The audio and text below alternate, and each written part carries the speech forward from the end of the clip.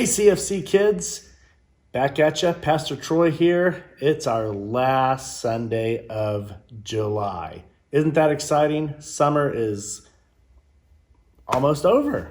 I mean, I guess that's not too exciting unless you're excited about school coming up, and we still don't even know what that's going to look like, do we? But have faith that school's going to happen real soon. You're going to have a good time. You're going to learn a lot, and hopefully soon we'll be back together in our room here again. Anyway, speaking of faith, this is our last Sunday of our faith series where we've been talking about faith all this time. And faith is looking at things that we can see so that we can believe in things that we can't see. There's so many things in life, like we've been talking about all month, that you can't see, but we know they're real. Well, we're going to continue in that, and we're looking at all the things that we can see and know about Jesus so that we know that we can believe in the things that we can't see ourselves. Anyway, I have a great lineup of some cool videos for you. First off, I want to remind you that we're going to put a few little clues in here, and let's see if you can figure it out. Last week, Eva figured it out, and I got something for her. I got a cool little prize. This is a neat little game you can play. Y'all know this game, tic-tac-toe. You use little pieces and a cool little airplane. And Eva, are you out there? I see you. Okay, I'm going to chunk this to you. Okay, ready? Get ready to catch it. Oh, cool. There you go. All right, catch that. Cool. All right, great. Did you get it? Awesome. Thanks, Pastor Troy. Awesome. All right. So, I might have something for you if you can see the clues and figure it out. And again, just like when we did this the last time, there's my email address. With your parents' help, send me the answer or the phrase or the song or whatever you think the message is that I'm trying to send you through the clues in this week's program. All right, see you soon. Bye-bye, everybody.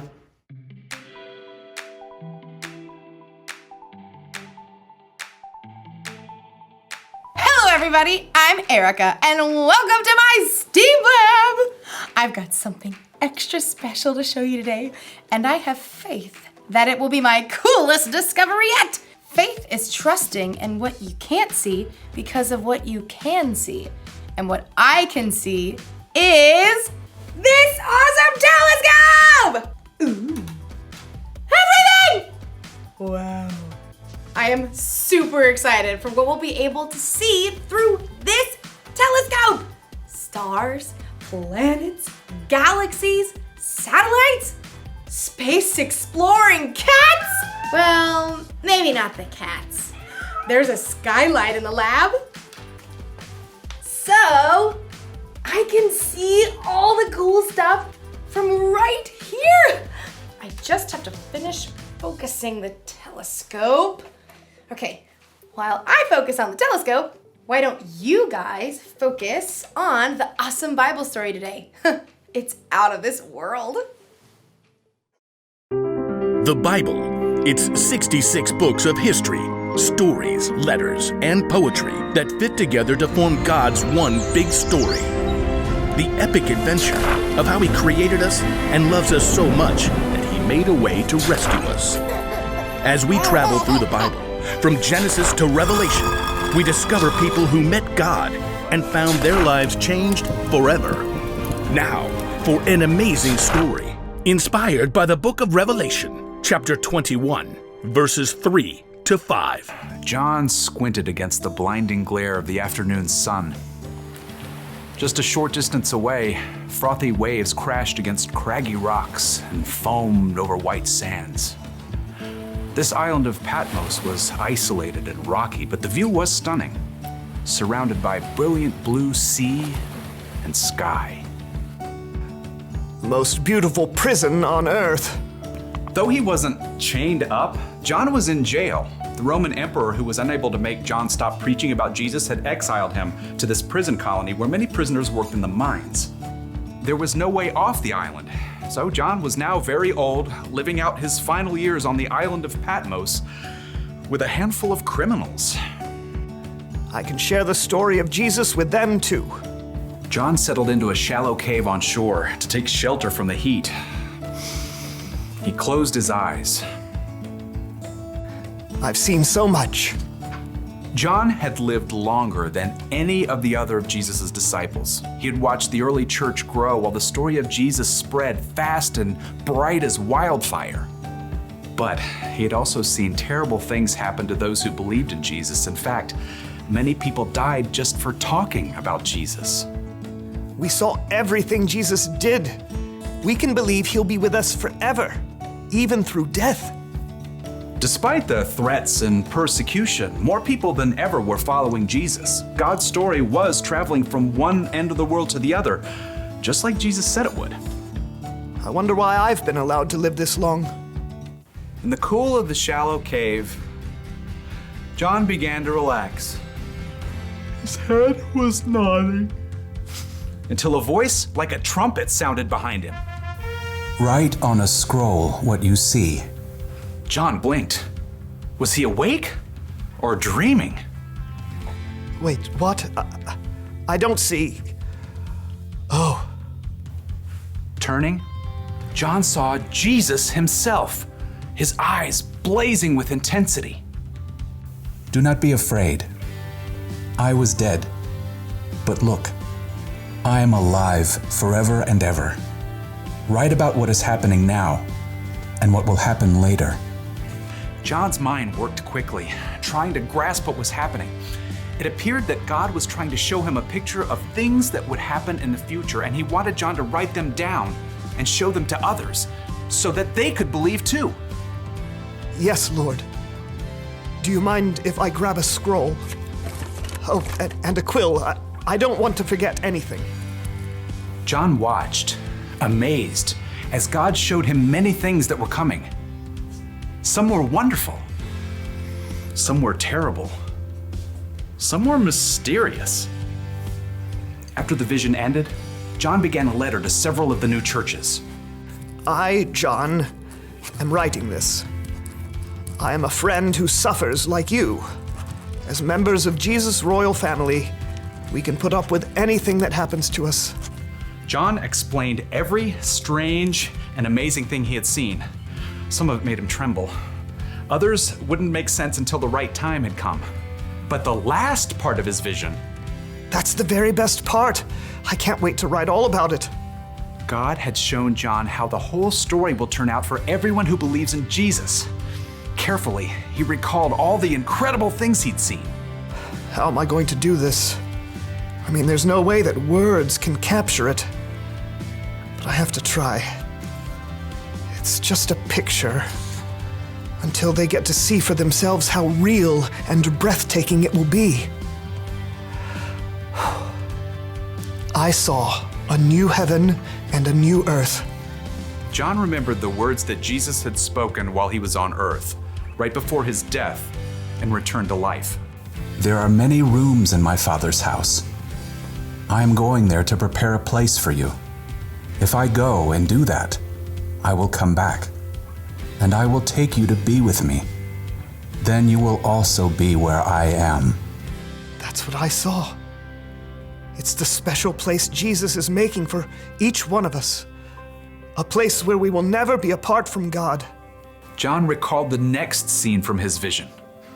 He saw a great white throne. I heard a loud voice from the throne. It said, "Now God makes his home with people. He will wipe away every tear from their eyes. There will be no more death or sadness. There will be no more crying or pain." John paused as he stared in wonder at what he had just written down. All of these terrible things we've seen. People sick and hurt, being mocked and put in jail. All of it will be made right. Something else stood out to John. Light. There was so much light. The city does not need the sun or moon to shine on it. God's glory is its light, and the Lamb, Jesus, is its lamp. Its gates will never be shut because there will be no night there. The place John had seen wasn't just filled with light. It was beautiful too. Then the angel showed me the river of the water of life. It was as clear as crystal. It flowed from the throne of God and of the Lamb. It flowed down the middle of the city's main street. On each side of the river stood the tree of life. Its fruit was ripe every month. The leaves of the tree bring healing to the nations. Once again, John lifted his pen from the page. It just seemed impossible to share the real glory of what he had seen with tiny black marks on a scroll. He tried again. God's servants will serve him. They will see his face. John felt himself grinning. He could say one thing for sure, no one would be bored. He and every other person who believes in God would finally be able to live out what they were created to do, fully and completely, with no sin or frustration or weariness to get in the way. May the grace of the Lord Jesus be with God's people. Amen. Now, John didn't know exactly when the things God had shown him would take place, and neither do we. But from what we've seen and heard, we know one thing for certain. In the end, God will make everything right for those who trust in him.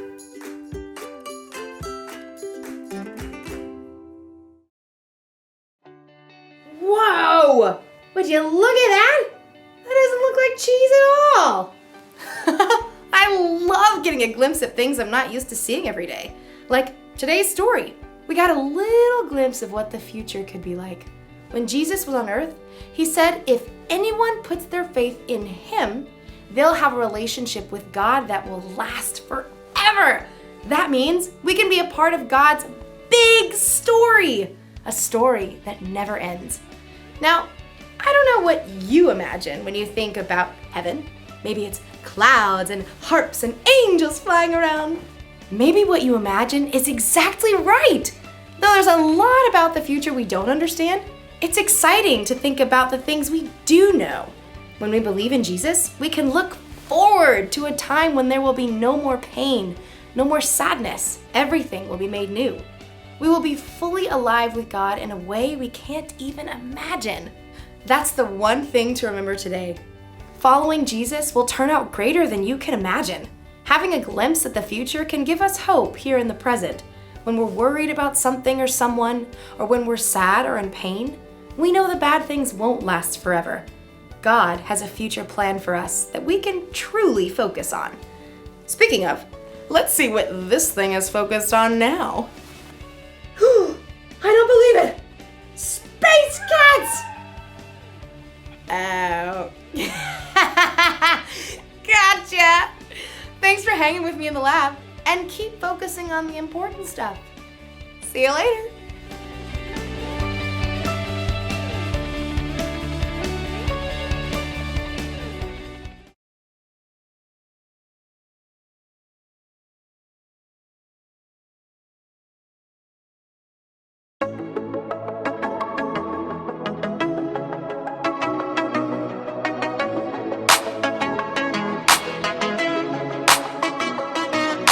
Sometimes the road ahead can be so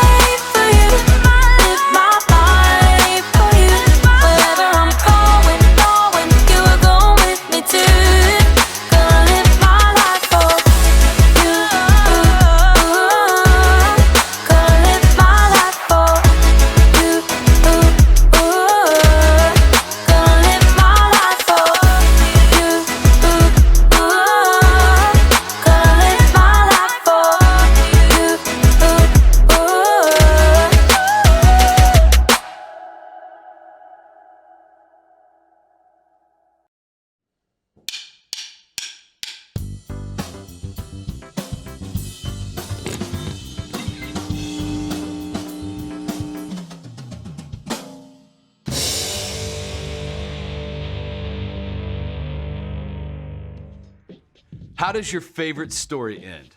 Wait, first, how does your favorite story begin? In a world where a kid who has something to learn, something to discover, this kid finds unexpected friends. They head out on an adventure and face some tough challenges.